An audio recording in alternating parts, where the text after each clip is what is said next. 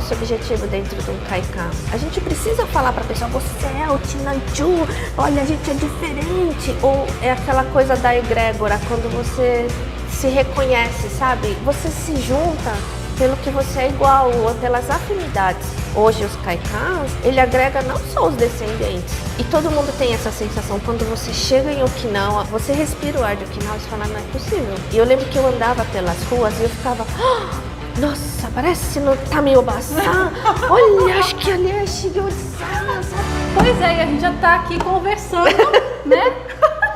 Opa! Muito prazer! Prazer, Cláudia, tudo bem? Te conhecendo, adorei já estar aqui no próprio ambiente, né? Sobre o que a gente vai falar aqui hoje, Oi Shisa. Então seja muito bem-vinda ao Yomitai e obrigada por receber aqui a gente e por esse papo que a gente vai bater agora. Eu que agradeço o convite, fiquei muito feliz de saber que você vinha aqui conversar, que eu também sou fã do canal, já sigo há muito tempo. Eu acho muito legal e vai ser bom esse bate-papo, com certeza. Vamos conversar sobre Okinawa, sobre um pouquinho, né, de coisas pessoais que sempre... Não, olha, eu não quero me emocionar. Na verdade, assim, não é que eu não quero, é que eu faço um pequeno vexame, né? Então vamos tentar nos segurar.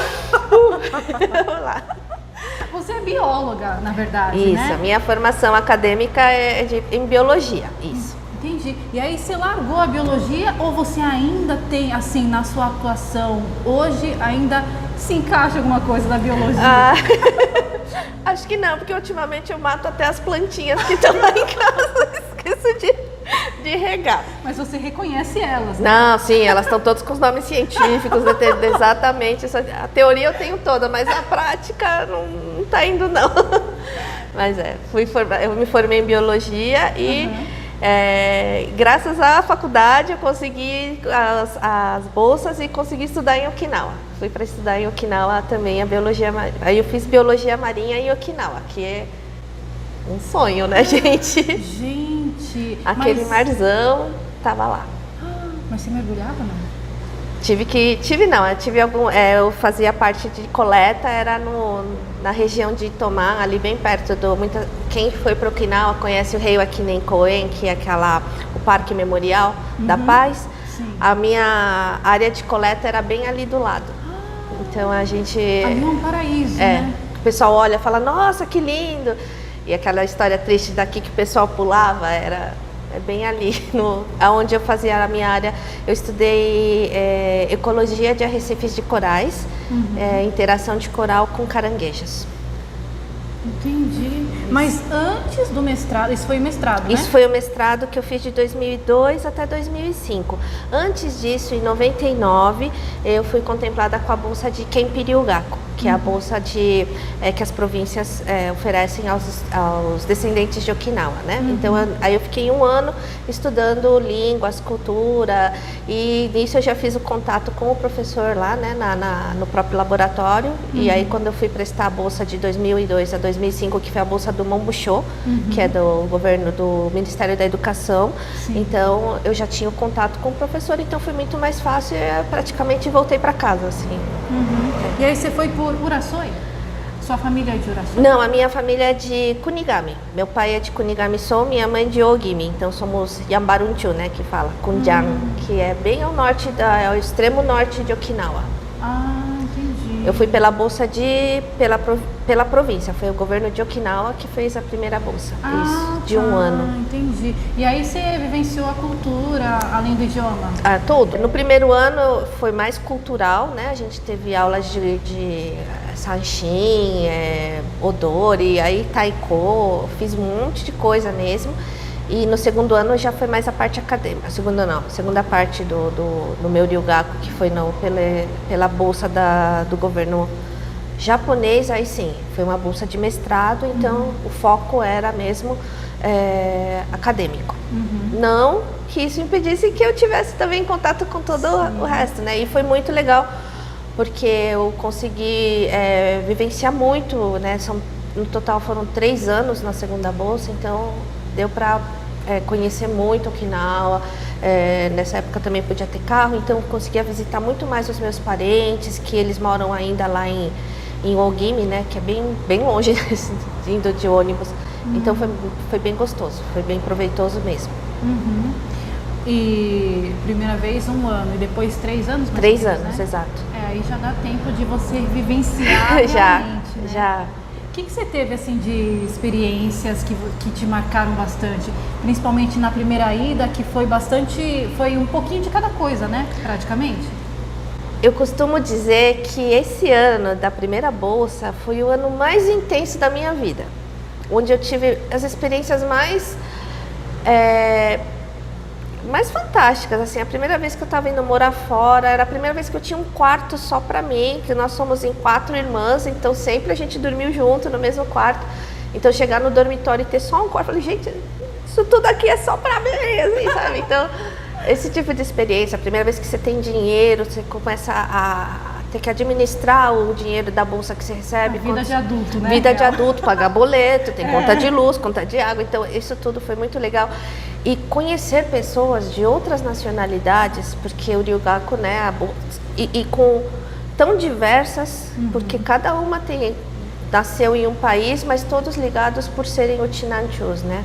E não só eles, mas também os outros estudantes que não eram das bolsas de camp, mas que vinham de outros países. Então, conheci gente da Finlândia, Austrália, Rússia, então... E todo dia era uma experiência muito incrível, assim, é você andar na rua e falar, nossa, eu nunca tinha visto essa flor, ou, eu vou naquela máquina de refrigerante, nossa, quanto refrigerante, esse eu nunca tomei, aí você vai lá, era uma experiência nova todos os dias. Então foram 365 dias de muitas novas experiências, assim, que às vezes sempre tem aquela coisa assim, qual foi a última vez que você fez alguma coisa nova, né? Agora que a gente é mais velha, você fala, putz, é mesmo, né? Eu só faço todo dia a mesma coisa. E não, essa primeira vez de bolsa foi incrível. Com certeza foi o ano mais intenso que eu tive da minha vida. E você, desde criança, você tinha alguma, sei lá, praticava alguma coisa relacionada ao Okinawa, alguma arte, odor? Não, eu não fui criança de Kaikan. Meus pais, eles são Isseis, né? Eles nasceram bem no começo da guerra, né? Meu pai é de 39, minha mãe é de 40. Então, quando a guerra terminou, eles eram muito pequenos, eles passaram por toda aquela experiência ruim de fugir de bombardeio, sair correndo. Como eles eram do norte, não teve assim tanto quanto o pessoal do sul, mas tiveram experiências bem tristes. E eles se formaram, eles foram até o colegial no Nihon, e só depois que eles migraram. Meus pais são de imigração mais recente, que eles falam que é uma das últimas levas de imigrantes. E eles são da geração em que não podia falar o Chinaguchi. Então eles são de uma geração que você ser o Chinanchu era meio vergonhoso. E quando eles decidiram, eles já vieram com aquela ideia de que eles não iam voltar para Okinawa. Ao contrário de muitos dos primeiros imigrantes, que a intenção era ficar algum tempo e depois voltar, juntar dinheiro e voltar. Meus pais nunca tiveram essa intenção, eles sabiam que eles iam ficar aqui para sempre. Então a intenção era que nós fôssemos inseridas dentro da sociedade brasileira e dentro da colônia japonesa. Então nós sempre fizemos Nihongaku, meus pais só falam Nihongo entre eles falam o Chinaguchi com os mais velhos, mas entre eles já foram dessa geração que não falava muito. Eles falam, entendem, mas não era uma coisa comum. Só quando eles não queriam que a gente entendesse o assunto, aí eles usavam. Então eu não fui criança de Kaikan. E é quando tinha casamento, essas coisas, mais de frequentar, não. E é engraçado, eu estava tendo essa conversa outro dia com uma amiga, em que até mais ou menos uns 10, 11 anos, quando eu achava que eu era japonesa, né? Aí quando eu fui pro Nihongaku, mas não fala Makai, sabe? Assim, aí você fala, o que você fez? Eu fui no Shimanchukwai. Aí eu assim, o que é um Shimanchukwai? Assim, a gente não tá falando a mesma língua? Aí que eu comecei a reparar que talvez eu não fosse japonesa, né? Mas não era tão forte assim. Aí eu acabei indo fazer karatê com um sensei, o Chinanchu, mas também não era porque eu fui atrás do sensei, o Chinanchu. Calhou do sensei mais próximo ser o Chinanchu. Nunca foi um motivo para fazer, né? Então eu não tive assim uma identidade okinawana que se diga forte, né? Aí e na época assim, eu acho que o Matsuri Daiko ainda estava começando, então não tinha essa coisa muito para os jovens, né? E então foi assim, não fui criança de Kaikan, só fui me interessar já um pouquinho maior. Então, no colegial que eu comecei a me interessar, a minha irmã mais velha, ela foi bolsista em 2002 ou 2003, ou foi um pouquinho, não, perdão, ela foi em 92 ou 93, ela foi bolsista, não lembro exatamente a data. Então, isso já fez um clique, também gostaria de ir. E foi quando eu comecei a interessar mais, começar a frequentar um pouco mais as atividades do... Nem era Urizum, né? Urizum é a Associação dos Ex-Bolsistas de Okinawa. Eu estava lá nos bastidores quando o Urizum foi formado. Aí que eu comecei a me interessar mais. Entendi. E falar, agora eu sou Chinanchuy. Você foi entendendo. Fui entendendo o que era a cultura, porque até então eu não conseguia diferenciar entre uma coisa e outra. Uma coisa que me veio agora, você acha que tipo, a gente, porque com todas as pessoas que eu converso, a história é muito semelhante, assim, e a minha também. Só que eu fui descobrir isso bem depois mesmo. Também não era uma pessoa que frequentava Kaikan, minhas irmãs eram, mas não pela cultura ou pelo... para o Odori, não, para o era Sanshin. pela amizade dos jovens, sabe? Para ter um local de se encontrar, né? Isso, de fazer amigos e se divertir, né? Só que aí uma coisa que me veio, será que a gente tem um motivo pelo qual os nossos pais não falavam pra gente que Okinawa é algo diferente do que a gente imaginava? Ou era uma coisa assim natural, porque não teve oportunidade de contar ou não teve uma ocasião? Não sei, eu acho que é engraçado você comentar isso, porque hoje eu que não fui uma criança de Kaikan, eu que nunca frequentei Kaikan, nunca me associei, eu nem amigos do meu, porque nossa família sempre morou no Ipiranga, desde que migrou, eles vieram para depois de passar pelos cafezais do interior de São Paulo, eles vieram para São Paulo, para a cidade de São Paulo, e logo eles vieram para o Ipiranga. Então a minha família está no Ipiranga há mais de 60 anos. E a gente é associado do Kaikan do Ipiranga. Meu nome da família está lá, mas eu nunca fui de frequentar o Kaikan do Ipiranga, porque a maioria dos nossos parentes, eles estão na Penha. Então todas as atividades, quando tinha bingo, tinha Shinenkai, né, as festas de Ano Novo, os casamentos eram todos lá. Então eu nunca fiquei muito ligada a nenhum Kaikan. Hoje, há uns 5, 6 anos, eu comecei a participar do Kaikan da Santa Clara, pelo Odori, pela dança tradicional de Okinawa. E numa dessas, eu não sei porque eu tô na diretoria. E esse é um discurso que a gente tem muito, né? Qual era o objetivo de um Kaikan? Qual era o objetivo inicial? O objetivo inicial, com certeza, os imigrantes, eles queriam um local onde eles se identificassem, onde eles pudessem se encontrar, onde eles pudessem preservar e vivenciar tudo aquilo que eles tinham deixado, né, para que não morresse. E nós que somos segunda, terceira, agora quarta, quinta gerações, qual é o nosso objetivo dentro de um Kaikan? A gente precisa falar para a pessoa, você é o Chinanchu, olha, a gente é diferente, ou é aquela coisa da egrégora, quando você se reconhece, sabe? Entre todos, você não precisa ficar se diferenciando, você se junta pelo que você é igual, ou pelas afinidades. Tanto é que hoje os Kaikans, ele agrega não só os descendentes, mas pessoas que não têm nenhuma descendência japonesa, nenhuma descendência okinawana, mas eles querem estar, porque é uma energia, então não é necessário. Eu acho que ele... E tem essa coisa do japonês também, do Chinanchu, que é você aprender pelo que você vê. Ninguém precisa te explicar. Né? Olha, o Okinawa é ali. Não. Você vai fazendo. Isso é para tudo. É para tradições, é para comida, é para butsuda, né? Para o oratório, como é que...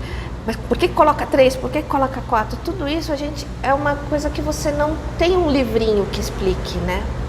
É muito do que você sente e o que você faz. Então acho que muito por aí. Por isso que ninguém precisou falar, olha, você é o Chinanchu, por isso que você vai no Kaikan.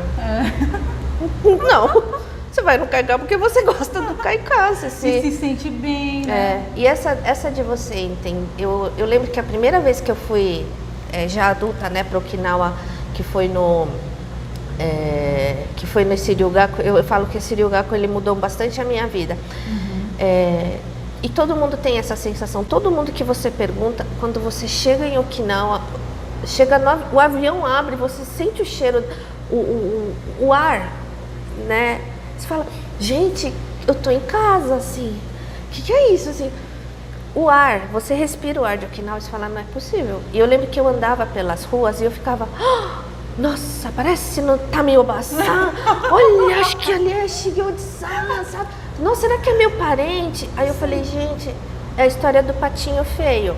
Que o patinho feio, ele não se identificava, né, com os patos, porque ele não era pato, ele era cisne. Então eu entendi que quando eu cheguei lá e eu olhava as pessoas que tinham as mesmas fisionomias que eu tinha, que eram os mesmos rostos que eu via no Kaikan, que eu via nas festas da minha família, eu falei, cara, eu sou daqui. Eu sou daqui, sabe? Eu falei, por isso que a gente tem essa saudade. Todo mundo fala, nossa, é a saudade de um lugar onde eu nunca estive. É exatamente isso, a gente se reconecta com as nossas raízes. E é quando você se identifica. Então eu acho que os kaikans hoje em dia, eles têm essa função, onde você se encontra. Você não precisa explicar que geração que é, o que não é, se você vai fazer sanshin, se você vai fazer karatê, taiko, não. É onde você olha para o outro, você se reconhece nele e você se sente bem. Sim. Eu acho que é a função do Kaikan hoje, sabe? Tá explicado a pergunta que eu sempre me fiz, na verdade, eu me fazia, né, de uns tempos pra cá e, né, porque a gente vê tanta coisa, né, só que isso, por exemplo, na minha família não chegou aos meus irmãos, por exemplo, sabe? Esse sim. reconhecimento, essa, eu não sei assim explicar, porque eu sou a única pessoa que está se conectando com outras pessoas e cada vez isso dentro de mim fica cada vez mais forte. Sim, Eu lembro que alguém falou pra mim que tem um bichinho do Tinanchu, né? O dia que ele te pica. Isso. Não dá pra forçar. Não, ele cada momento, cada pessoa tem o seu momento. Isso. Em que você procura as suas raízes, você começa a entender, né? Então cada um tem o seu momento. Tem gente que é muito rápido. Então você vê criança de 4, 5 anos que já tá lá com a mãozinha, já quer dançar, já vai atrás, pega o hashi, fica batendo, que é um taiko. E segue nisso, né? E não sai nunca mais. E tem gente que não, que é o contrário, não sei, cada um tem sua história. Às vezes, também não é fácil você crescer em lar no Tinanchu, né? Então tem gente que quer, quanto mais afastar, melhor, né? Tem gente que não tem a menor vontade, mas tem uma hora que dá uma coçadinha e cada um tem seu tempo. E às vezes nessa geração, por exemplo, veio o Issei, dos Niseis eles não quiseram, Sansei não quis entender, mas o Yonsei, às vezes ele fala, mas espera aí, por que eu sou assim? Da onde que eu vim? Alguém em algum momento resgata. Sim. Então eu acho que é o bichinho. O bichinho picou. E aí, você falou pra mim, antes da gente gravar, que você, durante o mestrado, você viveu lá 3 anos, conheceu uma pessoa tal que te fisgou. Foi. Quando eu tava em 2002, aí eu tava na bolsa. E na bolsa de Camp, né, que é essa bolsa oferecida pelo governo de Okinawa, tinha um descendente okinawano mexicano. E aí a gente se conheceu, começamos a namorar e resolvi, acabou a bolsa, fui pro México, casei e fiquei por 5 anos no México. Você morou 5 anos no México? Na cidade do México, exatamente. E lá você vivia com pessoas que também eram utinanchus, não. além do marido? Não, a colônia... A colônia japonesa é muito pequena. A colônia okinawana, nossa, quase inexiste. Inexiste. Apesar da imigração a imigração japonesa no México ser mais antiga que a do Brasil, o deles foi 1902, 1903, eu acho, foi antes do Brasil. Mas a quantidade foi pouca, eles não foram muitos. E os que estiveram, eles acabaram se dispersando muito. A colônia foi muito pequena. E então dava para... Eu sabia quem eram todos. Assim, a maioria, metade do Kenjinkai os parentes do meu, do meu namorado, né? Do meu marido na época. Então, e aí foi algo muito engraçado, porque eu falava, gente, no Brasil era tão comum eu estar no meio da comunidade e de repente eu era um alien lá, assim. Não há muita miscigenação no México. E aqui, pelo menos aqui em São Paulo, a gente anda na rua e você vê pessoas de todas as cores, alturas, raças, todo mundo assim. E lá não, então aí eu falei, nossa, eu sou muito diferente aqui. E foi. E aí você sentiu a falta da comida que você estava acostumada também? Né? Tudo, né? A gente sente falta de tudo. A comida é muito diferente lá, deliciosa. Amo culinária mexicana. E aí, mas aí você fica com saudade de comer, né? E é engraçado, porque no Japão, quando eu fui morar em Okinawa, eu não sentia muita falta de comida, assim, essa coisa, porque eu comia arroz, feijão, comia, mas não era tanto. A alimentação em casa sempre foi muito oriental. Minha mãe já veio com quase 20 anos para o Brasil, então a base da culinária dela era japonesa mesmo. Então era gohan, misoshiro, todas as refeições. Então, e indo para lá, os sabores eram os mesmos. Tipo, eu comia goiá em casa, comia goiá em Okinawa, tudo igual. Agora, quando eu fui para o México, gohan já era difícil. E aí, assim, vamos comer comida japonesa. E é japonesa, mas não é a minha comida japonesa. E a saudade da comida não era da feijoada, do picadinho. Era comida de bachan, sabe? Obá. Nossa, eu queria era um irichá, eu queria um itame, assim, um misoshiro, um gohan, um jushi. Falei, caramba, eu sinto saudade da comida de Okinawa e no México. E aí foi quando, entre um monte de coisa que passou na nossa vida no México, falei, vamos pro Brasil. E foi uma coisa assim, se eu comunicei que a minha mãe tá viva, que ela ainda tá forte, saudável, ela faz a comida. Mas eu falo, muitas gerações que já são de Nisei, de segunda, terceira geração Nisei Sansei, que perderam já as obá, né, as avós não estão, eles começam a falar, putz, lembra que a obá fazia um gohan, assim, um arroz com miso, assim? Eu falei, deve ter um monte de gente na mesma situação que eu tô no México, sentindo essa falta dessa comida, deve ter no Brasil também. E eu já tinha vontade de trabalhar com comida, e minha mãe fazia Okinawa soba, e que é famoso na família inteira. E eu falei, deve ter um monte de gente que também quer comer soba e não acha, fica esperando ter no Kaikan, né? Para ter alguma festa no Kaikan para poder tomar. E eu falei, não, vamos dar um jeito nisso. E aí foi quando a gente resolveu abrir um restaurante que tivesse comida de Okinawa, que servisse não só a comida de Okinawa, mas a comida do dia a dia, um teishoku, mas com comidinhas mais caseiras. E eu não digo nem que a minha comida é uma comida japonesa. Eu falei, não, a minha comida é de imigrante. Né? Então tentando, porque todos os imigrantes tiveram que adaptar os ingredientes para poder, né, servir. Então é isso que eu tento fazer aqui no restaurante, resgatar essa comida. Você então resgata essa memória afetiva que Total. Tem, né? E além disso você também difunde para pessoas que são daqui, locais, né? Exatamente. Como que as pessoas, o que eles acham assim desses pratos típicos? Você consegue apresentar Okinawa para essas pessoas através da sua culinária? Da culinária? Então, uma parte assim, eu não sou culinarista, eu nunca estudei gastronomia, tudo que eu sei de cozinha é no dia a dia. Foi olhando a minha mãe cozinhar, foi olhando o Obá cozinhando, foi comendo muito. Em Okinawa, assim, comi muito, tudo que tinha de diferente eu comi, assim, tudo que me ofereceu. Então eu não tenho essa, vamos ver. Não, faço o que eu aprendi. Então é isso que eu trago.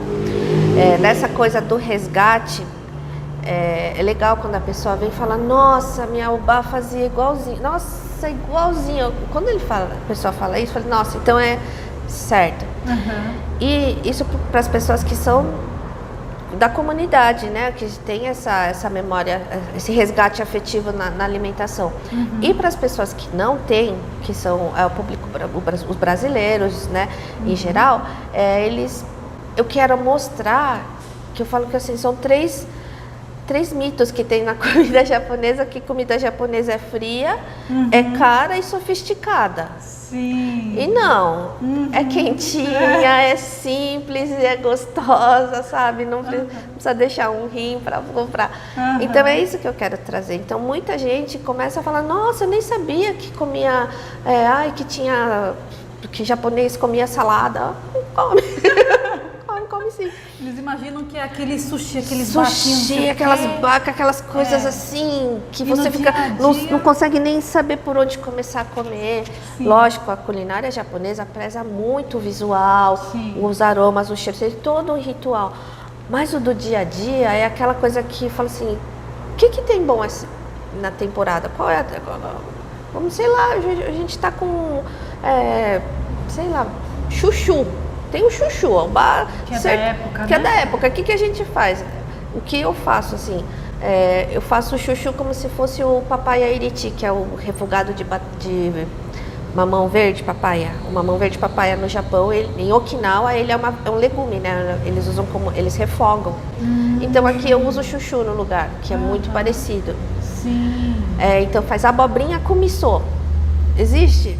Na rua se rejeitar no Japão, não, porque isso é imigrante que veio. Imigrante veio, fez, e é isso que eu trago, sabe? Então isso que eu tento mostrar, uma culinária do dia a dia. Que a culinária não é só o sushi, não é só rodízio. Não se vive só de rodízio, de sashimi.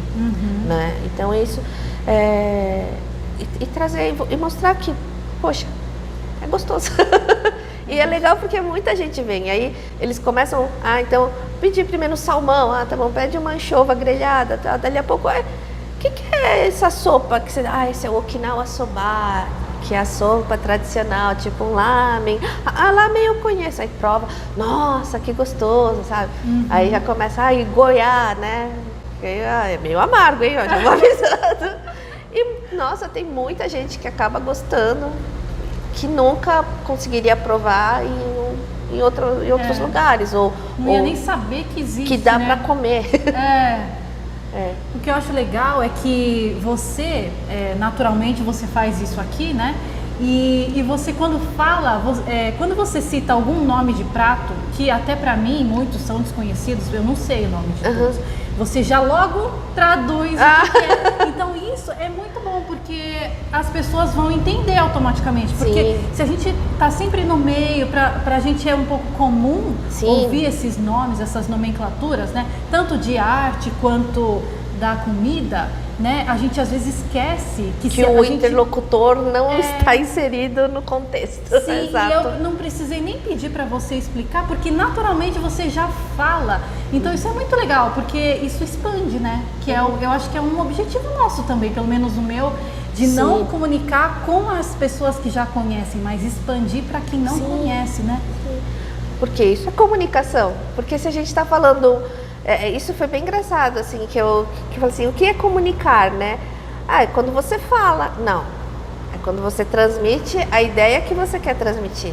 Quando o outro entendeu o que você falou.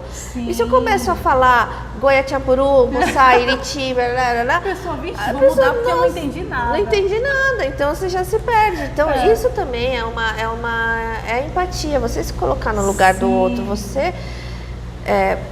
passar, e se você não passa a informação que você quer, então você não se comunicou. Sim, porque a responsabilidade da comunicação é quem está falando e não quem está ouvindo, né? E em vários graus, assim, de entendimento, né? Você pode estar falando com uma criança de 5 anos, uma criança de 10, um velhinho de 80...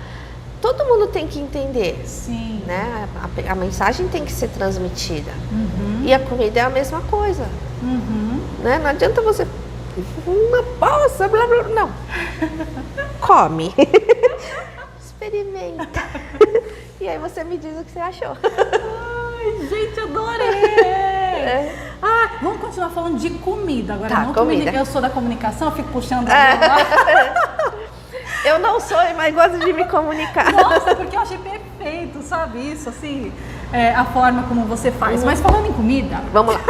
Que é pra isso que a gente veio, pra falar de comida. Eu queria, por curiosidade mesmo, qual que é o prato que é mais famoso aqui do restaurante? É o Okinawa Soba. E ele tem que ser, porque é por ele que eu montei o nosso restaurante. Que essa é uma receita que vem da minha mãe, que aprendeu com a minha avó, que é o que eu sentia falta, sabe? E eu acho que é um prato que liga muito a comunidade, né? No Brasil, é um prato icônico, assim, que todo lugar que você vai em festas de Uchinanchu, né, dos okinawanos, você vai achar um Okinawa Soba. Então e é um prato que eu gosto de servir, mas esse eu só faço sexta e sábado, porque é uma trabalheira fazer um soba, né? Então, mas é um prato que todo mundo vem procurá-lo. Esse eu gosto muito. Eu sinto bastante satisfeita em servi-lo aqui. Então o pessoal já conhece o restaurante pelo Okinawa Soba que ele serve. Isso. Entendi. Agora a gente passou, né, por uns anos aí bem complicados, né, pandemia. Como é que vocês lidaram com essa fase assim? E como que tá hoje assim? Sim, a gente inaugurou em 2011. Tivemos aí 2 anos praticamente de pandemia, e eu falei, dançava conforme as ordens do governo, lockdown, só para delivery, pode abrir com 30%, então a gente foi fazendo e foi bastante difícil. Eu falo que a gente sobreviveu nessa pandemia por dois motivos bem fortes. Uma, porque a gente não tinha dívidas, o nosso caixa estava certinho, não tinha nenhum tipo de financiamento, coisa para pagar. Então o que entrou eu conseguia gastar no dia seguinte, e foi fazendo isso durante o tempo. E outra, que a gente conseguiu negociar aluguel, conseguiu prazos e tudo mais, então foi o que nos segurou bastante, ao contrário de muitos negócios que não conseguiam, que tinham financiamento, que o proprietário não baixou o valor, e aí você não tem como manter mesmo. E eu falo que nessa parte os okinawanos, eles são muito, muito legais, porque aquele espírito do Yoimaru, que é vamos nos ajudar entre a comunidade mesmo. Então quando eu falei, gente, agora eu já posso abrir, veio muita gente assim, veio gente de muito longe para comprar a comida, e tinha muita gente que falava assim, olha, os meus pais, os meus avós estão lá presos, e todo mundo numa situação de muita tensão, muito medo, e eu quero levar algo que os vá alegrar. E aí vinha para comprar um Okinawa Soba, falou, esse aqui é pro meu Odi, aí depois mandava foto do Odi comendo, super feliz. Aí eu falo, nossa, ele fez o dia dele, sabe? Então são essas coisas que me fazem continuar, que eu gosto, que me alimentam, sabe? Sim. Porque não é só você dar um prato, é você dar uma memória, você dar uma emoção para a pessoa, né? Eu sempre falo que a gente sempre tenta, nosso objetivo é alimentar o corpo e a alma da pessoa, né? Sim. Então foi muito bom. Então eu tive boas experiências, assim, foi uma experiência muito desgastante a pandemia em si, mas eu tive esses episódios que nos fizeram manter firmes no nosso propósito. Entendi. Eu também sentia isso quando eu via assim, né, as pessoas durante a pandemia, uma ajudando a outra e sempre apoiando. Eu via uma força assim que inexplicável, né? Isso, muito lindo. E os okinawanos, eles são muito fortes nesse espírito, né? Eu acho que por isso que a gente é um povo muito resiliente, né? E de muita força. E você pode contar com o Uchinanchu para tudo. Sim. E nos ajudou muito, assim. Maravilha! Queria fechar com uma pergunta. Sim. Assim, a gente sabe que Okinawa é uma região ali que tem o povo mais longevo do mundo, assim, né? Sim. E além, assim, entre os fatores que levam a essa longevidade, tem aquela questão da espiritualidade, tem a questão da da alegria de se viver em Okinawa, porque é tudo muito belo, maravilhoso, não tem o que reclamar naquele lugar. Tem a questão familiar, né, daquela coisa tá sempre bem e tal. E óbvio, a alimentação, né, que também tem muito a ver. Inclusive eu tive na última bolsa que eu fui, que foi em Okinawa, a gente teve ali uma experiência de um prato que era o que representava uma alimentação saudável lá atrás, porque hoje já não é muito bem assim, tem muito spam, né? Que os jovens acabam comendo. Mas fora isso, eu queria saber de você, o que teria no cardápio de uma pessoa feliz, disposta, com saúde? Eu acho que é isso, né? Quando eu falei quando você alimenta o seu corpo e a sua alma, né? Primeiro, o seu corpo físico, ele precisa mesmo de nutrientes, proteínas, carboidratos, vitaminas e tudo isso. E nesse quesito, os Uchinanchus, eles são eles foram muito inteligentes pelo dia a dia. Eles viram que comendo mais verduras, assim, carne de porco, que no Brasil foi durante muito tempo, ela foi muito, não, faz mal a gordura do porco, e lá eles só comem porco, baseado em porco.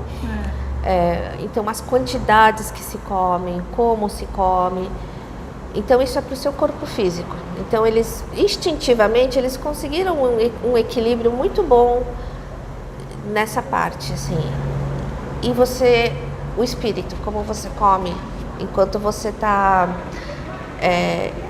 quando você ingere esse alimento, né? E o que você ingere no seu dia a dia.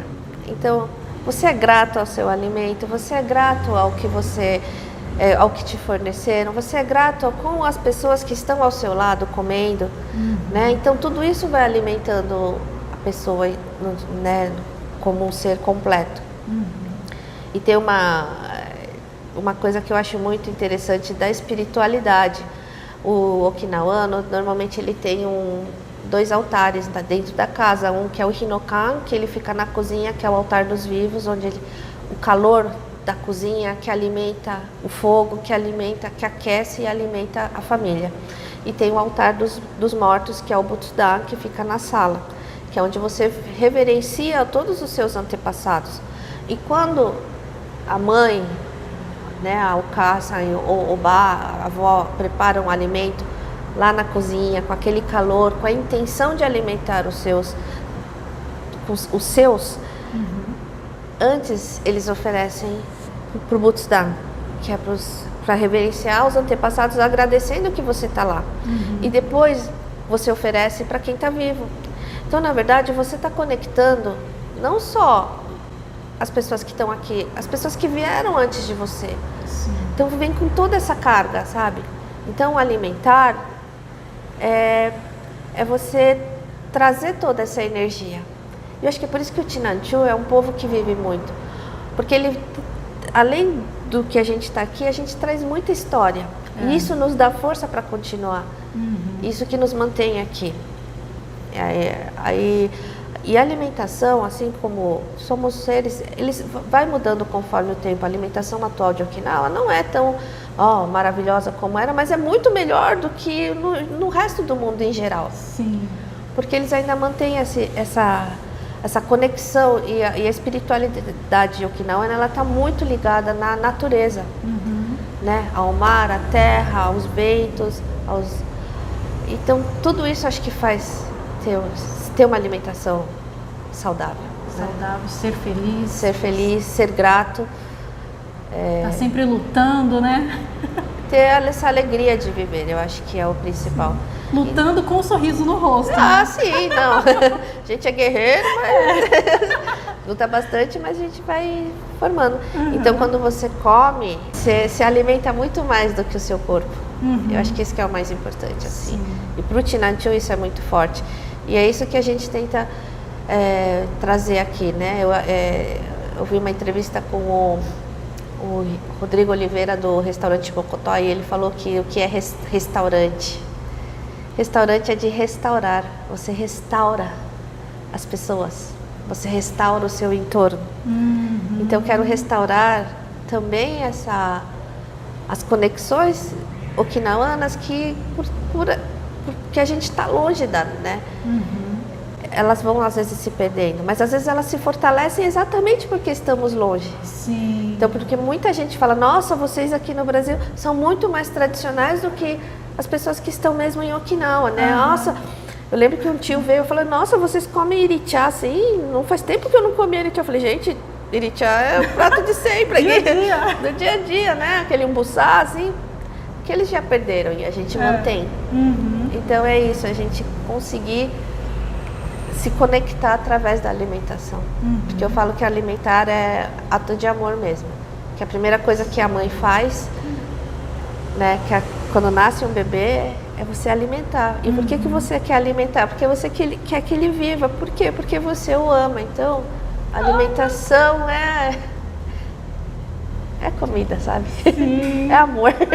Ai, meu Deus! Vamos fechar, na verdade, com um convite para as pessoas que não conhecem ainda aqui o Oishissa. Oishissa, né? Isso. Nós estamos aqui na Rua Bom Pastor, 2302, no bairro do Ipiranga, próximo ao metrô Sacomã. E o nosso horário de funcionamento é de segunda a sábado, das 11h30 até as 3 da tarde, a gente só serve almoço. Okinawa Soba, a gente serve de sexta e sábado.